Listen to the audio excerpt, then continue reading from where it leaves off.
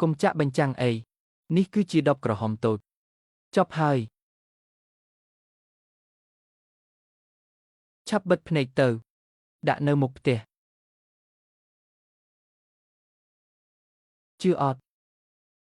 ់យប់ងឹតហើយ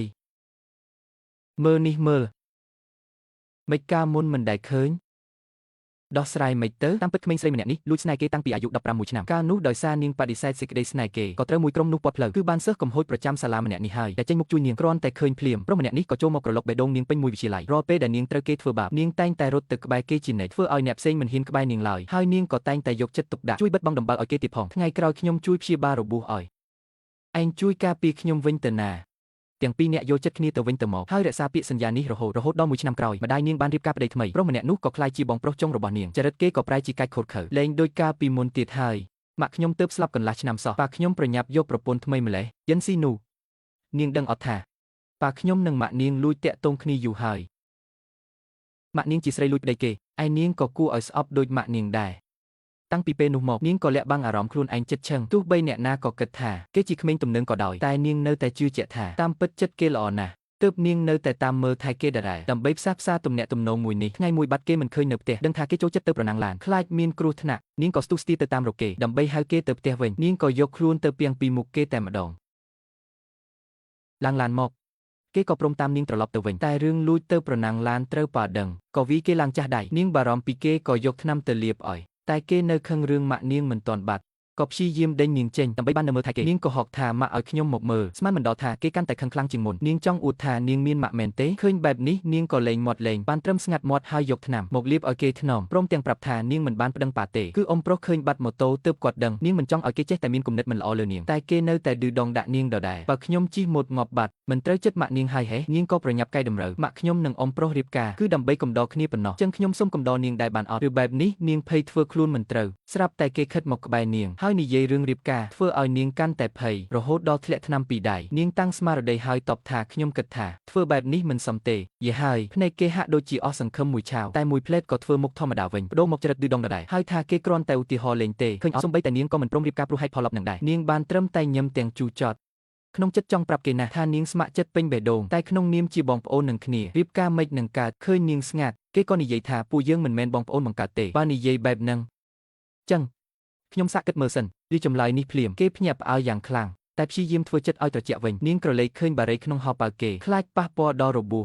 ក៏ស្ទុះទៅដកដៃកេះចេញគេព្យាយាមដកយកវិញតែនាងបែរជាញាត់បារីចូលក្នុងអាវខ្លួនឯងធ្វើឲ្យគេអស់ផ្លូវក៏អង្គុយចុះវិញពេលចូលដល់បន្ទប់នាងកាន់ដៃកេះមើលនឹកឃើញរឿងនៅលើភ្នំស្រីស្អាតនៅពីក្រោយគេងាកមកមើលនាងហើយសម្លឹងមើលការស្លៀកពាក់បែបសុភាពរបស់នាងគេប្រហែលមិនចូលចិត្តស្ដាយបែបនេះទេរោគបែបនឹងខ្ញុំក៏មានដែរគ្រាន់តែម៉ាក់មិនដែលឲ្យស្លៀកប៉ុណ្ណោះស្អែកឡើងដឹងថាឪពុកម្ដាយមិននៅផ្ទះនាងក៏លួចស្លៀកពាក់សិចស៊ីជាលើកដំបូងហើយណាត់មិត្តភ័ក្តិដើរលេងតែចៃដន្យអីប៉ះជាមួយគេនៅមាត់ទ្វារឃើញនាងស្លៀកពាក់ប្លែកបែបនេះធ្វើឲ្យគេភ្លឹកស្មារតីព្រោះមិនដែលឃើញនាងហ៊ានស្លៀកពីមុនមកទេឯនាងក៏រៀងអៀនក៏យកដៃខ្ទប់ទ្រូងស្ដាយមួយនេះ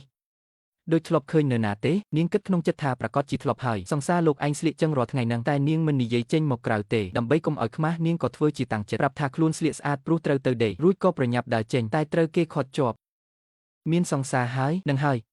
ខ្ញុំអាយុ20ហើយតើមានសង្សារមិនបានចុះលោកឯងវិញដូរស្រីមិនស្ទួនមុខផងរឿងរបស់លោកខ្ញុំខ្ជិលដឹង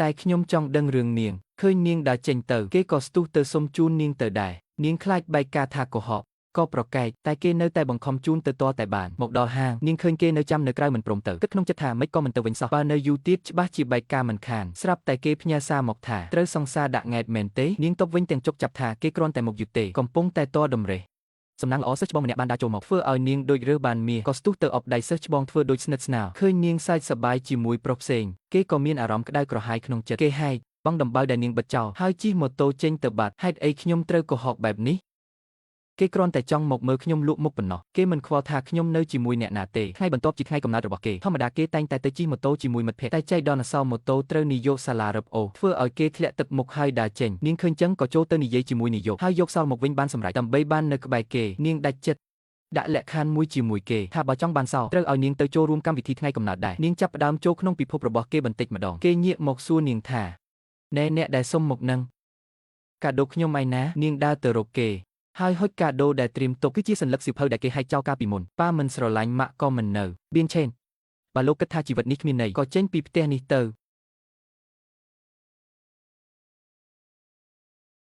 គេក្រឡេកឃើញសំណេរនៅខាងក្រោយក្រដាសដែលនាងសរសេរថាបៀនឆេនសាកមើលពិភពលោកក្នុងផ្លូវល្អខ្លះទៅនៅមានរឿងល្អជាច្រើនកំពុងរងចាំលោកអានចប់គេធ្វើរកដូចមិនខ្វល់តែលួចញឹមហើយដាក់ក្រដាសចូលហោប៉ៅភ្លាមនោះគូស្ទើររបស់គេក៏មកដល់ហើយមកបួលប្រណាំងសងសឹកព្រោះលើកមុនចាញ់មិនអស់ចិត្តបានថ្ងៃនេះខ្ញុំឲ្យឱកាសឯងម្ដងទៀតយើងប្រណាំងគ្នាមួយក្តារទៀតចុះបើឯងឈ្នះខ្ញុំឲ្យ500000តែបើឯងចាញ់លុតជង្គង់ហៅខ្ញុំថាកុងបានតាមនឹងចុះតែច្បាប់ចាស់ដដែលគឺត្រូវដប់ស្រីម្នាក់ពីក្រោយដូចគ្នាថ្ងៃនេះមិនបានទេខ្ញុំសុកចិត្តសង្លុយអាយ៉ាប្រុសឆេនចង់ក្បត់ក្បួនហើយហេនោះតើមានស្រីម្នាក់ស្រាប់ហើយអត់ទេនាងមិនចេះជិះទេចឹងខ្ញុំសុំចាញ់ខ្ញុំអាចជិះបាន